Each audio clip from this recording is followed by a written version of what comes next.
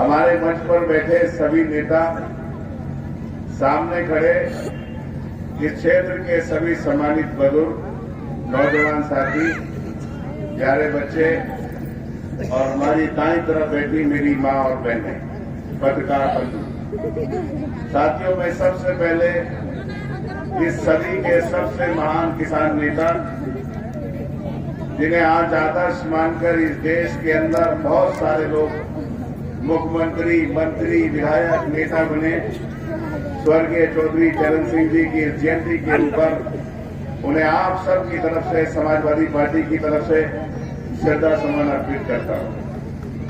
साथियों, जिस परिवेश के अंदर और जिस माहौल के अंदर और जिस देश के अंदर हम लोग रहते हैं, वो एक कृषि प्रधान देश है। यहाँ पर रहने वाली 95% जनता वो जनता है जो खेती किसानी कर या खेती किसानी के तरीकों से किसी न किसी तरीके से जुड़कर 2 वक्त की रोटी कमाकर अपना घर, परिवार और अपने बच्चे का पालने का काम खेती बाड़ी से करते हैं। आपको याद होगा साथियों, हमारे मुल्क के अंदर बहुत सारे महापुरुष इस देश के अंदर हुए। बाबा भीमराव अंबेडकर, चौधरी चरण सिंह जी, इंदिरा गांधी जी, बहुत सारे महान नेता हम लोगों के देश के अंदर हुए, जिन्होंने देश के अंदर हमारे समाज को, हमारे नौजवानों को, हमारे किसानों को, हमारे दलितों को, हमारे पिछड़ों को, हमारे भाई और सब बहनों को और इस देश को दिशा देने का काम किया। हमारे यहाँ महापुरुषों को भगवान के रूप में लोग मानते हैं। अभी हर गांव के अंदर रामलीला गुजरी, रामलीलाओं का मंचन हुआ। अभी बाबा साहब भीमराव अंबेडकर का परिनिर्वाण दिवस गुजरा। क्या साथियों, आप लोगों को मालूम है कि हम अपने बुजुर्गों की जयंती या उनका परिनिर्वाण दिवस किस लिए मनाते हैं? हम लोग इसलिए उनको याद करते हैं कि उनके बताए हुए रास्ते पर चलकर जो हमारी आने वाली नस्लें हैं, ये बैठे हुए जो नौजवान हैं, उनको ये मालूम होना चाहिए कि भगवान राम जो भगवान थे, जिन्होंने त्याग कर अपने शासन को लात मारकर अपना पूरा राजकाज छोड़कर अपने पिता के एक बार के आदेश के ऊपर 14 वर्ष का वनवास लेने का काम किया था। वो हमें सिखाता है, वो हमें बताता है कि बाप का आदेश क्या होता है। वो हमें ये सिखाता है कि अपनी उसूलों के लिए, अपने बड़ों के आदर्श के लिए राजा महाराजा उन चीजों को ठोकर मार देते हैं। वो लक्ष्मण जी की कुर्बानी, वो मां सीता का त्याग, ये सारी चीजें हमें रामलीलाओं के जरिए मंचन कर हर साल हम लोग दिखाते हैं। हम बाबा साहब को क्यों याद करते हैं?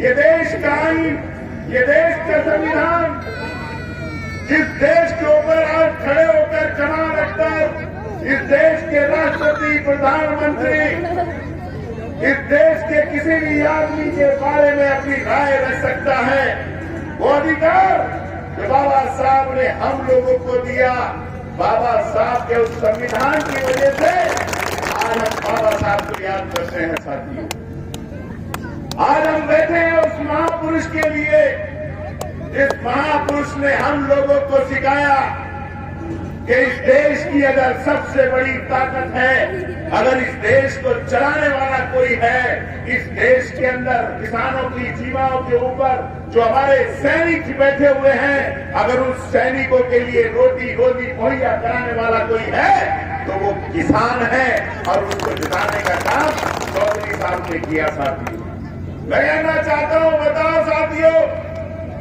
चौधरी चरण सिंह साहब जिन्होंने देश की आजादी के लिए लड़ाई लड़ी, जिन्होंने किसानों के लिए जमींदारी का कानून लाकर खत्म करने का काम किया, जिन्होंने बताया कि किसान की कौन सी परेशानी होती है। जो आदमी जमीन से लेकर इस देश के प्रधानमंत्री के पद तक गया और इस देश के अंदर किसानों का झंडा बुलंद करने का काम किया, आज हम उस आदमी के लिए श्रद्धांजलि अर्पित करने आप लोगों के बीच में हम सब लोग यहाँ पर इकट्ठे हुए हैं। साथियों, मैं आपको बताना चाहता हूँ, आप सब लोग देखो, याद करो, हमने चौधरी साहब को पढ़ा, चौधरी साहब को आदर्श मानकर माननीय मुलायम सिंह यादव ने नेतागिरी करने का काम किया। माननीय मुलायम सिंह यादव को चौधरी साहब ने आगे बढ़ाने का काम किया और मुलायम सिंह यादव जी ने हम लोगों को, जिन्होंने मुलायम सिंह जी को आदर्श मानकर आगे बढ़ने का काम किया, अगर आज हम लोग यहाँ पर खड़े हुए हैं, अगर मुलायम सिंह जी यादव इतनी बड़ी हैसियत के अंदर देश के रक्षा मंत्री रहे, देश उत्तर प्रदेश के मुख्यमंत्री रहे, तो उसको मुख्यमंत्री बनाने वाला कोई शख्स था, उनको नेताजी बनाने वाला कोई शख्स था, उस इंसान का नाम चौधरी चरण सिंह था। चौधरी चरण सिंह साहब ने समाजवादी पार्टी और मुलायम सिंह जी को इस हैसियत तक पहुंचाने का काम किया था। मैं कहना ये चाहता हूँ, याद करो, जो चौधरी साहब के बारे में जानते हैं, चौधरी साहब किसी जात बिरादरी के नहीं थे। अगर कोई जाट भाई सोचता है कि चौधरी साहब उनकी बिरादरी में जरूर पैदा हुए थे, लेकिन चौधरी साहब ने मुख्यमंत्री रहते हुए, चौधरी साहब ने प्रधानमंत्री रहते हुए इस देश के दलितों को, पिछड़ों को, मुसलमानों को, खड़कवंशियों को, गुर्जरों को, सैनियों को, प्रजापतों को, कश्यपों को, नीमरों को, मल्ला को, वाल्मीकियों को, सब के सब किसानों की भलाई का काम करने का काम चौधरी साहब ने किया था। आज इसलिए पूरे देश के अंदर चौधरी साहब को हम सब लोग अपनी श्रद्धा सुमन अर्पित करते हैं। और मैं कहता हूं साथियों, अगर चौधरी साहब के बताए हुए रास्ते पर इस क्षेत्र का किसान चलेगा, अगर चौधरी साहब के बताए हुए रास्ते पर ये नौजवान चलेंगे, तो यकीन मान लेना साथियों, ये जो हम लोगों में दरार पैदा करने वाली ताकतें हैं, जो हम लोगों को भाई से लड़ाने वाली ताकतें हैं, जो हिंदू को मुसलमान, सिख को ईसाई और जाट को गुर्जर को सैनी, खड़कवंशी को जाटव और जाटव से सैनी को लड़ाने वाली जो ताकतें हैं, ये भारतीय जनता पार्टी का नाम और निशान उत्तर प्रदेश से निकला। ये संकल्प लेकर जाओ साथियों।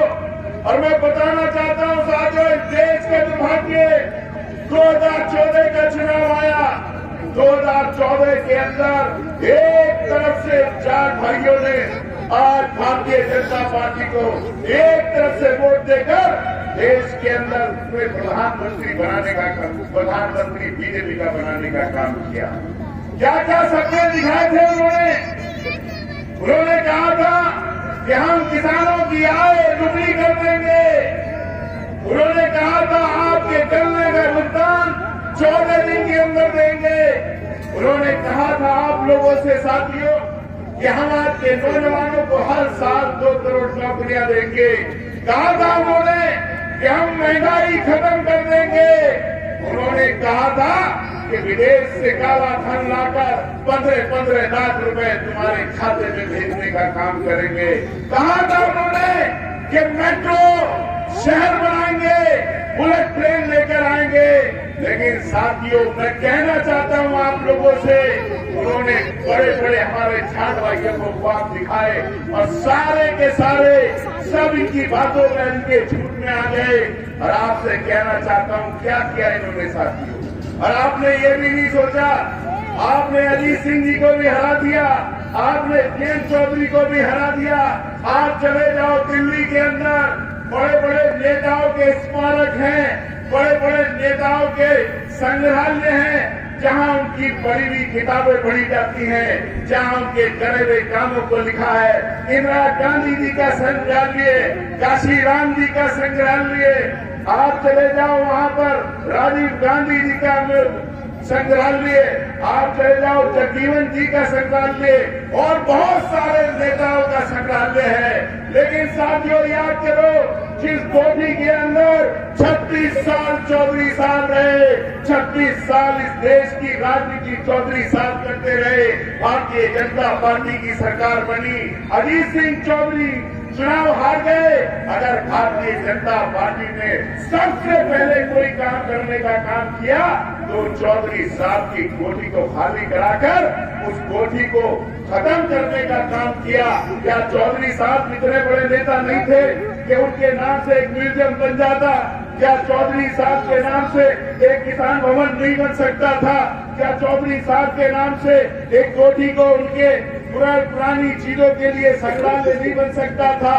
लेकिन साथियों, ये भारतीय जनता पार्टी के लोगों ने चौधरी साहब जैसी महान शख्सियत के साथ अन्याय करने का काम किया है और इस अन्याय का बदला लेना लोकतंत्र में बाबा साहब ने बताया है।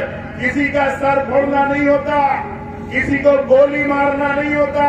इस लोकतंत्र में बाबा साहब ने एक हथियार दिया है जिससे बड़ी बड़ी सरकारें चली जाती हैं, बड़े बड़े नेता धाराशाही हो जाते हैं। वो दिया है आपको वोट का अधिकार, और वोट के अधिकार के अंदर आप लोग इन लोगों को बता देना 2022 के अंदर चौधरी जीएन और अखिलेश यादव की जोड़ी को उत्तर प्रदेश का मुख्यमंत्री बनाकर इस क्षेत्र की जनता ये साबित कर देना कि जो किसान नेता के साथ आपने अन्याय किया है, पक्षपात किया है, ये उसका जवाब इस क्षेत्र की उत्तर प्रदेश की जनता ने भारतीय जनता पार्टी के लोगों से लेने का काम किया है। मैं आपसे कहना चाहता हूं साथियों, बताओ, यहाँ पर बैठे हुए हम सारे लोग किसान हैं। खेती किसानी कर हम अपने घर परिवार, अपने बच्चों की शादी का इंतजाम करते हैं। क्या हमारी किसी की आय दुगनी हुई? क्या हमारी फसल की कीमत की दुगनी कीमत मिली?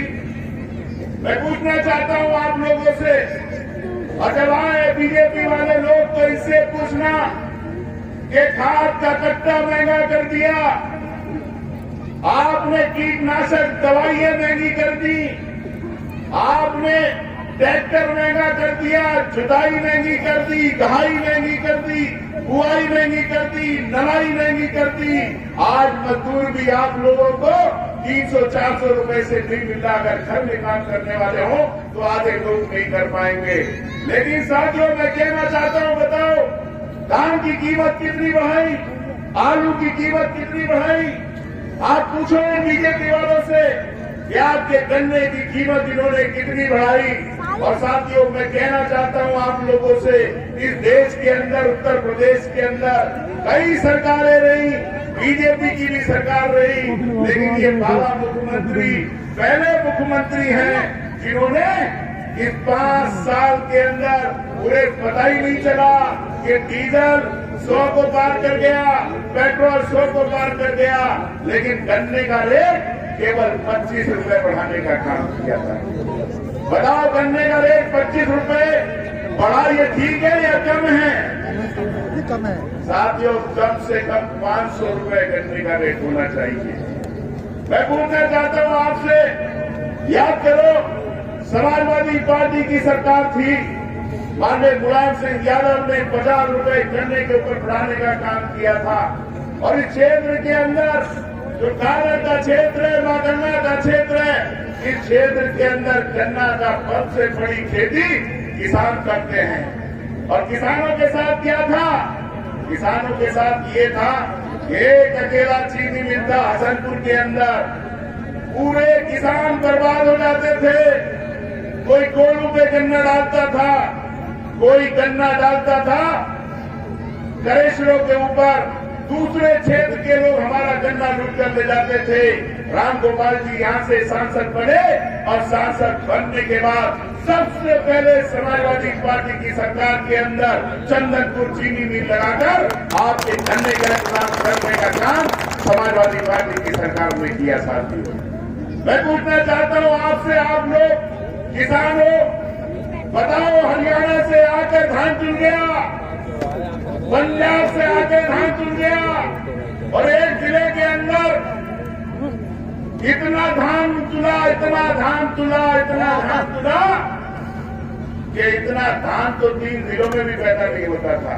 और मुख्यमंत्री जी ने सदन में खड़े होकर कहा कि हमने रिकॉर्ड तोड़ कई लाख हजार कुंटल धान की खरीद करी है।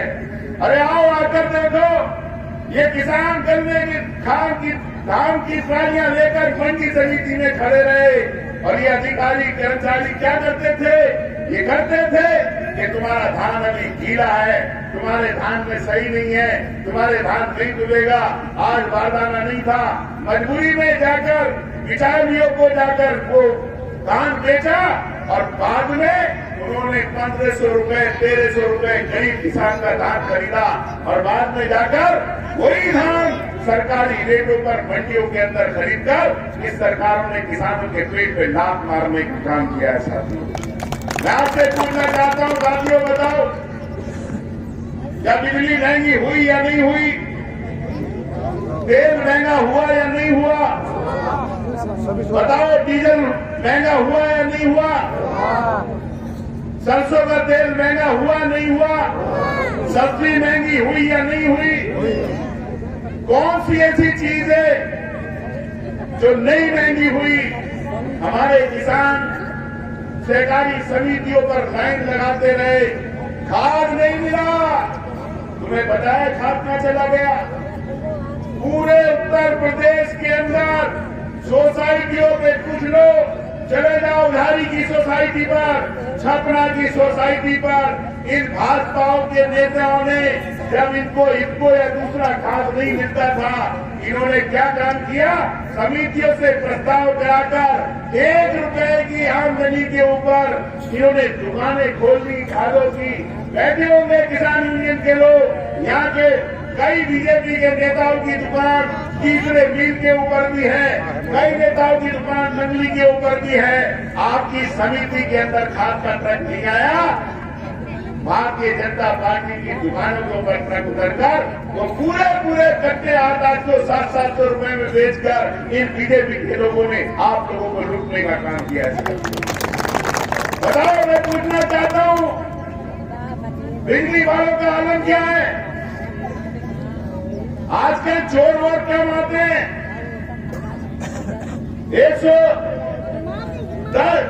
100 की व्यवस्था अखिलेश यादव जी ने कर दी थी, लेकिन अगर आज चोर देखने तो तुम्हें कहीं चोरों को देखने की जरूरत नहीं है या रात भर जागने की जरूरत नहीं है। अब तो दिन दहाड़े चोर फिर रहे हैं। मालूम है चोर कौन है आजकल? सबसे बड़ा लुटेरे कौन है? खुलेआम लूट, खुलेआम लोगों के खिलाफ अन्याय, खुलेआम लोगों के खिलाफ काम। अगर सबसे ज्यादा कृषि विभाग ने गरीब किसानों के ऊपर, गरीब मजदूरों के ऊपर अन्याय किया है, अगर सबसे ज्यादा लूट किसी विभाग ने मचाई है, उस विभाग का नाम है बिजली विभाग। साथियों बताओ, लेकर आओ कोई एक गांव, जो गांव का आदमी ये न बता दे क्षेत्र के अंदर बैठे हमारे खड़गवंशी भाई, यहाँ पर हमारे जाट भाई बैठे हैं, कोई एक गांव बता दो जहां पर लोगों के खिलाफ इन बिजली वालों ने झूठे मुकदमे नहीं लगाए हो। बताओ कोई एक किसान, यहाँ तक मालूम है कि हमारा करोड़ों रुपया चीनी मिलों के ऊपर बताया था, अगर किसी गरीब किसान के ऊपर 10,000 रुपए का भी कनेक्शन के ऊपर बिल था, अगर किसी का किसान के ईमेल के कनेक्शन के ऊपर बिल था, तो इन बिजली वालों ने उस गरीब किसान का बिल भी उसका कनेक्शन भी काटने का काम इस बिजली विभाग के अधिकारियों और कर्मचारियों ने किया है। मैं कहना चाहता हूं आप लोगों से, बताओ कोई आदमी कह सकता है, ये बीजेपी वाले बोलते हैं कि ये 20 घंटे बिजली हमारी वजह से मिल रही है, हमारी सरकार बिजली दे रही है। साथियों, आपसे पूछना चाहता हूं, आप भी घर बनाते हो, पहले बुनियाद खोदते हो, बुनियाद भरी जाती है तो दीवारें ऊपर उठती हैं, दीवारें ऊपर उठने के बाद लेंटर बनता है, प्लास्टर होता है, या किसी आदमी का डायरेक्ट घर बन जाता है, तो उस आदमी का नाम बताओ। मैं कहना चाहता हूं पूरी जिम्मेदारी के साथ, उत्तर प्रदेश की सरकार बताए कि अगर 1 मेगावाट बिजली बनाने का कारखाना उत्तर प्रदेश के अंदर इस भारतीय जनता पार्टी की सरकार ने लगाया हो, तो ये 20 घंटे बिजली जो मिल रही है, तो ये सही कहते हैं। जितने कारखाने लगाए वो सारे के सारे कारखाने समाजवादी पार्टी की सरकार के अंदर अखिलेश यादव जी ने लगाने का काम किया। बताओ उत्तर प्रदेश का कितना कोटा बिजली का बढ़ाया? मैं आपसे कहना चाहता हूं 60% बिजली महंगी की, जो टिवेल लगता था 7,000 में 6,000 में, आज 2-2 लाख रुपए में टिवेल नहीं लग सकता। सामान्य कोटा खत्म करने का काम इन लोगों ने किया साथियों। अगर इस क्षेत्र के अंदर अगर 18 घंटे 15 घंटे बिजली मिल रही है तो समाजवादी पार्टी और कमाल अख्तर की बदौलत मिल रही है, जो आपकी बिजली ताकत की साथी। ये दलियाल आगे चले जाओ सरारा, ये बैठे प्रधान जी हमारे सरारा वाले, एक अकेला बिजली घर था मुरावली के अंदर। पता नहीं एक हफ्ते सरारा तक बिजली आती थी और एक हफ्ते उधर मुरावली और दूसरी साइड में बिजली जाती थी। कई कई महीने लग जाते थे। लाइट की परेशानी थी लोगों को। अगर रह का बिजली घर बनाकर इस क्षेत्र की बिजली को अच्छा करने का काम किया तो समाजवादी पार्टी और कमाल अख्तर ने किया साथी। ये बैठे हैं बहुत सारे खड़गवंशी, हमारे तरावड़ा के यादव जी बैठे हैं और कई खड़गवंशी बुमरा सूबरा साइड के बैठे हैं। बताओ खवासी के अंदर एक बिजली घर का पता चला, एक हफ्ते बिजली इधर की गायब, एक हफ्ते बिजली इधर की गायब। अगर आदमपुर के अंदर बिजली लगाकर अगर उस क्षेत्र की बिजली का समस्या का समाधान करने का काम किया तो समाजवादी पार्टी और कमाल अख्तर ने किया था। मैं पूछना चाहता हूँ, गारापुर का कोई साथी होगा?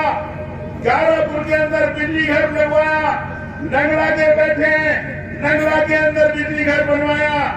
इकौंडा के लोग बैठे होंगे, इकौंडा का वो चौधरी बैठा है, उसका बिजली उन्होंने बिजली घर बनवाने का काम किया। ईसेपुर के बैठे हैं, ईसेपुर के अंदर बिजली घर आने का काम किया। हसनपुर शहर के लोग हैंगे, हसनपुर के अंदर बिजली घर बनवाने का काम किया। हम लोगों ने पुजारी के अंदर 132 बनवाने का काम किया। हम लोगों ने 33 सिरेमिक केवी खाली के अंदर बनवाने का काम किया।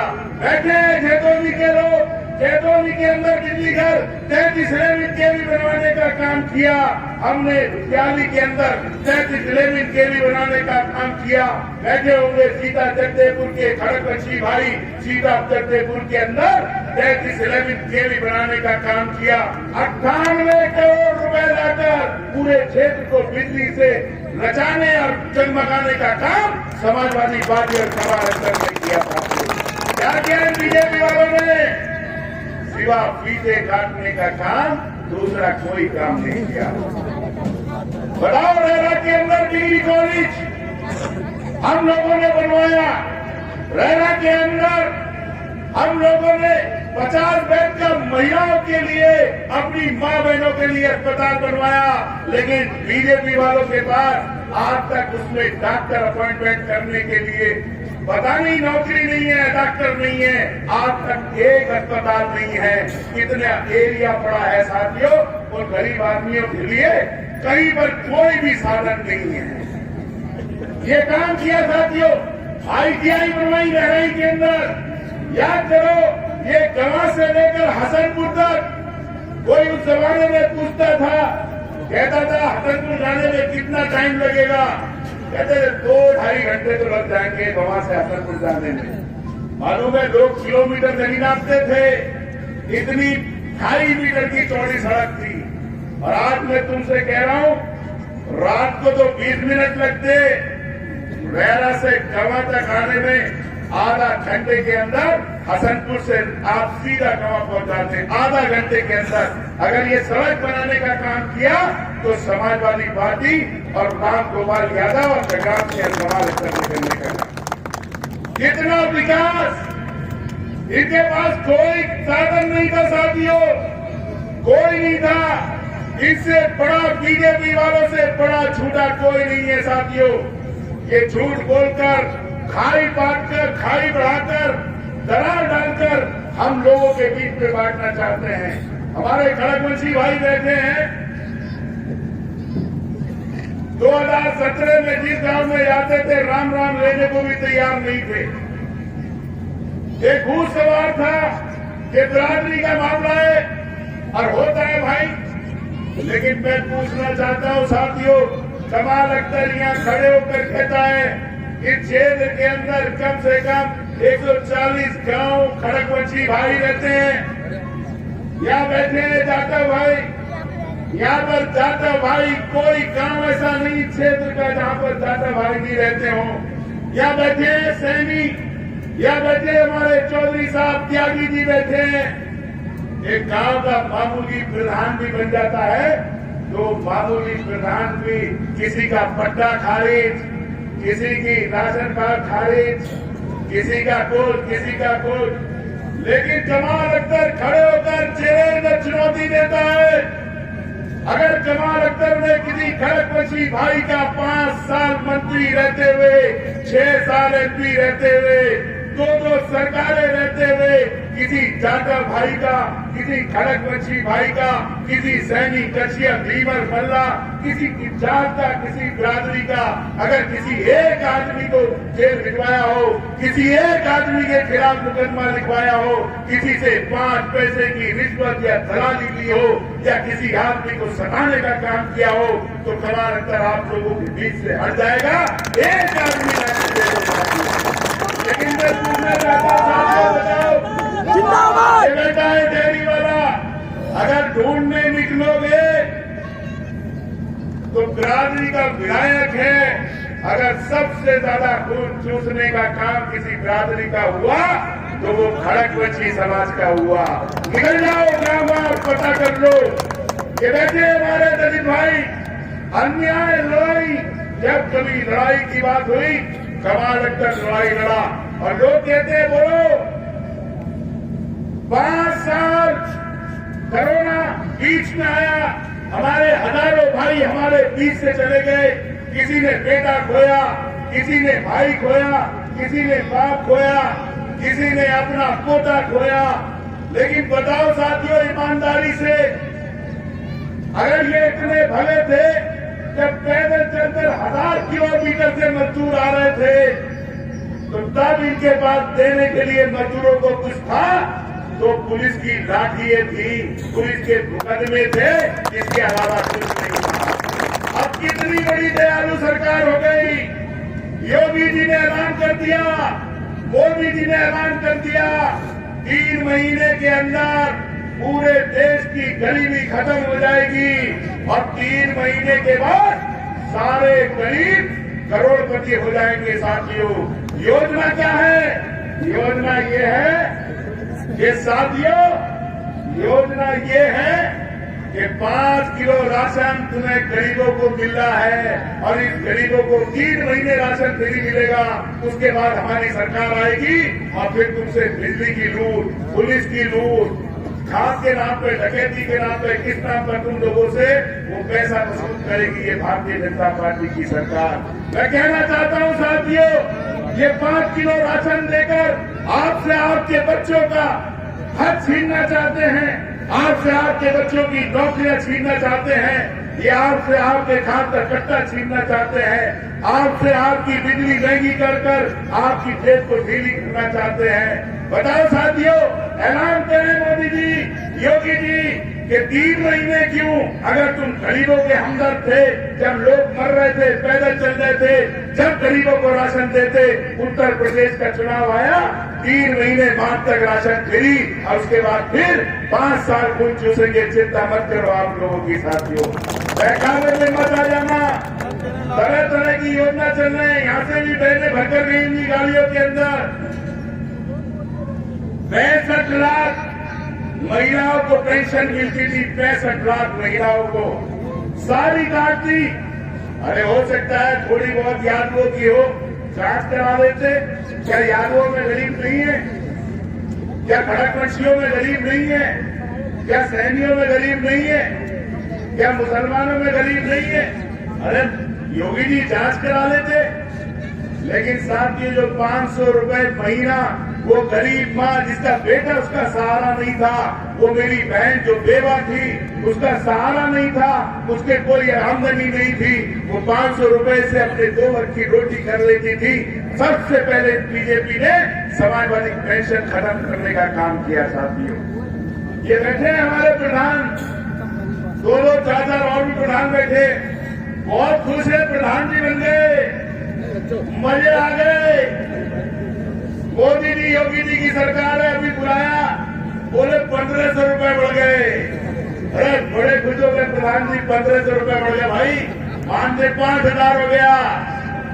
अरे प्रधान जी, तुम्हारा 1500 रुपए देकर तुम्हारा पैसा लूटने का काम इस भारतीय जनता पार्टी ने किया। साथ एक छोटा सा गांव है, बताओ महीने के अंदर 4 लाख रुपए आते हैं उस गांव की विकास के लिए। आपने 9,500 का एक सफाई कर्मचारी लगा दिया उसके ऊपर।